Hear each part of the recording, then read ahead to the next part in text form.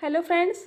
तो जिस तरह से हमने जो एमपी ग्रेड 3 की चयन परीक्षा के लिए सीडीपी की 1000 क्वेश्चन सीरीज स्टार्ट की है, वैसे ही हम ईवीएस वाले टॉपिक के लिए भी 1000 क्वेश्चंस की प्रैक्टिस करते हैं। ये सारे क्वेश्चंस आपके पहले तो वर्ग 3 में ही जो भी क्वेश्चंस आए हुए हैं उनसे रिलेटेड होंगे, और अगर वो सारे क्वेश्चन हो जाते हैं तो आपके लिए जो भी सीटेट की एग्ज़ाम होती है उसमें ईवीएस का जो टॉपिक आता है उससे संबंधित क्वेश्चंस भी होंगे। ठीक है, तो बहुत हद तक कोशिश की जाएगी कि आपके लिए क्वेश्चंस रिपीट हों। इसके अलावा आपको कंसेप्ट भी ईवीएस के पूरे पढ़ाए जाएंगे और उससे रिलेटेड भी आपको पीवाईक्यू और एमसीक्यू दोनों ही प्रकार से प्रैक्टिस करवाई जाएगी। तो हम क्वेश्चंस देख लेते हैं। ये सारे क्वेश्चंस वर्ग 3 में आए हुए ही हैं। ठीक है, निम्नलिखित में से कौन ईवीएस के व्यापक विषयों के अंतर्गत नहीं आता है? अब मैं आपको बता दूं, ईवीएस के 6 व्यापक विषय होते हैं जो कक्षा 3 से लेकर के मतलब क्लास 3rd से लेकर के 5th तक का बच्चा होता है उसको 6 थीम पढ़नी पड़ती हैं। 6 थीम या 6 विषय कौन कौन से होते हैं? सबसे पहला होता है अपना फैमिली एंड फ्रेंड्स। क्या होता है अपना? Family and friends. ठीक है, ये अपनी पहली थीम है। दूसरा है अपना फूड, फैमिली एंड फ्रेंड्स, उसके बाद फूड, फिर है शेल्टर। क्या है? शेल्टर मतलब निवास स्थान। उसके बाद है वाटर मतलब जल। उसके बाद नेक्स्ट आता है हमारा ट्रैवल, ट्रैवल मतलब यात्रा, ट्रैवल भ्रमण। और लास्ट आता है things we make and do, things we make and do मतलब जो भी चीज़ें हम करते हैं और बनाते हैं, मेक एंड डू। ठीक है, तो इस तरह से 6 थीम पढ़नी है अपने को। अब इनमें से कौन सी थीम नहीं है? फैमिली एंड रिलेटिव्स बिल्कुल होता है, प्लांट्स नहीं है ना। इसके बाद शेल्टर बिल्कुल होता है, things we make and do ये भी होता है। तो कौन सा नहीं है इसमें से? प्लांट्स नहीं है। तो इसमें कौन सा करेक्ट आंसर होगा? प्लांट्स, क्योंकि पूछा है ना कि कौन सा नहीं है। ठीक है, नेक्स्ट क्वेश्चन की तरफ चलते हैं। अगला प्रश्न है, पर्यावरण अध्ययन को परिभाषित किया गया है। जो एनवायरमेंटल स्टडी होती है वो क्या होती है? तो हम हिंदी वाले ऑप्शन देखते हैं। एक बहुविषय का शैक्षणिक क्षेत्र जो पर्यावरण के साथ मनुष्य के संबंध का व्यवस्थित अध्ययन करता है। नई पर्यावरण घटना का अध्ययन करना, सामाजिक जैविक और भौतिक विज्ञान का अध्ययन करना, या सम्मिलित रूप से विज्ञान और सामाजिक विज्ञान। तो देखो, सामाजिक विज्ञान, भौतिक विज्ञान ये सारी बातें बिल्कुल नहीं है। नई पर्यावरण घटना की खोज ये भी नहीं है। ठीक है, अब आंसर क्या आ जाएगा अपना? एक बहुविषयक शैक्षणिक क्षेत्र है जो पर्यावरण के साथ साथ मनुष्य के संबंध का व्यवस्थित रूप से अध्ययन करता है। तो एक्चुअल में पर्यावरण क्या होता है? जो ह्यूमन है ना, ये जो है मानव। ठीक है, अब ये मानव के चारों तरफ का ये जो है पर्यावरण, अब इनके बीच में इंटरेक्शन क्या होता है? मानव का और पर्यावरण का क्या इंटरेक्शन होता है, क्या अंतर संबंध होता है, उसी का अध्ययन पर्यावरण होता है। ह्यूमन और उसके सराउंडिंग के बीच की study, that is called environment. Next question की तरफ चलते हैं। क्या इनमें से एक नॉन क्लाइमेटिक फैक्टर है, मतलब एक गैर जलवायु कारक? तो सबसे पहले देखते हैं हम जलवायु कारक। जलवायु मतलब किसी भी जगह का तापमान कितना है, उसकी आर्द्रता कितनी है, जो मौसम संबंधी जो भी कैरेक्टरिस्टिक होते हैं लेकिन लंबे टाइम तक, उन्हें अपन जलवायु कह देते हैं। तो क्या इनमें से जलवायु का जो कारक है वो नहीं है? प्रेशर, प्रेशर तो होता है। ह्यूमिडिटी ये भी होती है। इसके बाद मॉइस्चर मतलब नमी ये भी होती है। अब लास्ट ऑप्शन क्या बचा है? लैंड डिग्रेडेशन मतलब भूमि का ह्रास हो रहा है। तो ये कोई क्लाइमेटिक फैक्टर थोड़ी है, ये कोई क्लाइमेटिक फैक्टर तो है नहीं है। तो इसका करेक्ट आंसर यही हो जाएगा, option number D, land degradation मतलब भूमि अवक्रमण।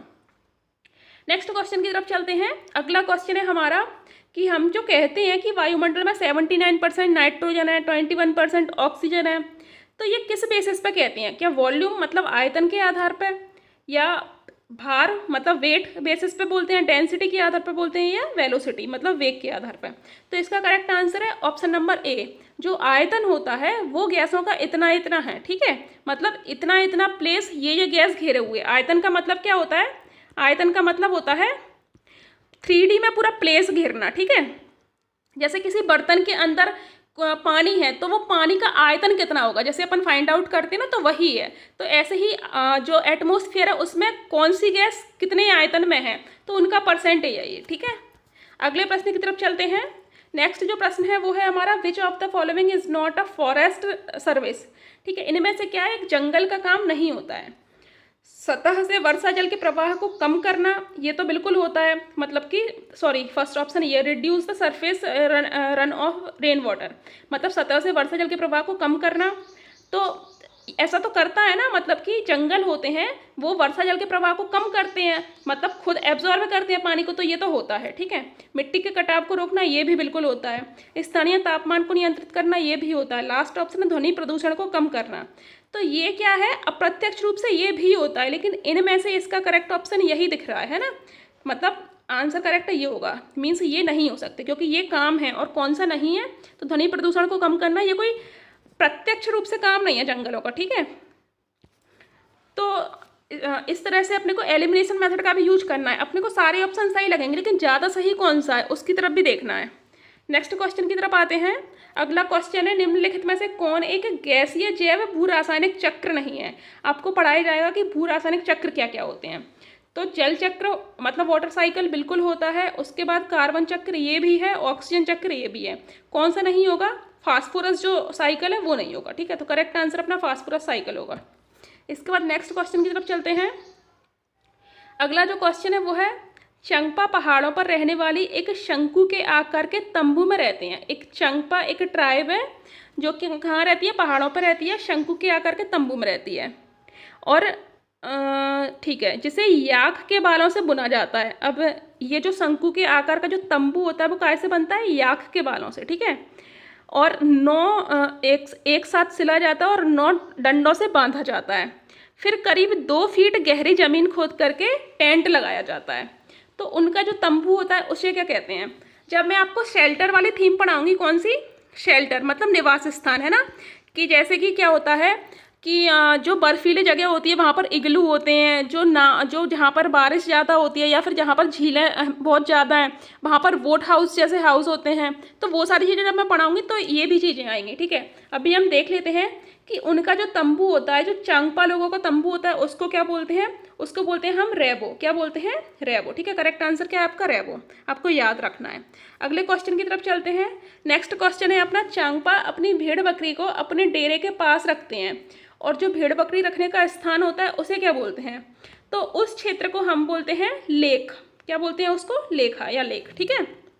जो भेड़ बकरी रखने का स्थान होता है उनको, उसको तो छप्पर नहीं बोलते हैं। आपको लगेगा छप्पर बोल सकते हैं, नहीं, घाटी भी नहीं होगा, शेका भी नहीं होगा, ठीक है। क्या होगा इसका करेक्ट आंसर, लेखा या लेक।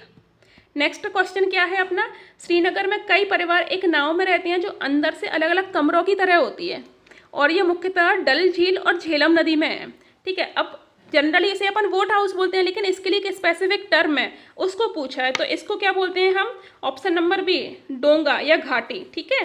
तो एक जो अलग अलग कमरों वाली नाव होती है, जो अलग अलग कमरों वाली नाव जैसा घर होता है उसको क्या बोलते हैं अपन, डोंगा या घाटी बोलते हैं। तो इस तरह से हम छोटे छोटे से मतलब कुछ क्वेश्चंस करेंगे कम कम टाइम में और आपके लिए इंटरेस्टिंग भी बना रहेगा क्योंकि 10 मिनट में हम 10-12 क्वेश्चंस लगा लेंगे, है ना। तो मैं कोशिश करूँगी क्वेश्चन का नंबर बढ़ाया जाए आपके लिए। और आप इस तरह से बिल्कुल अच्छे से पढ़ाई करना चाहते हैं तो चैनल से जुड़े रहें। PYQ का बहुत रोल होता है किसी भी एग्ज़ाम को क्वालिफाई करने में, तो आपके लिए इसलिए PYQ पर प्रैक्टिस करवाई जा रही है। आप चैनल को लाइक करें, शेयर करें, अपने दोस्तों के साथ शेयर करें, सब्सक्राइब करें। Thank you.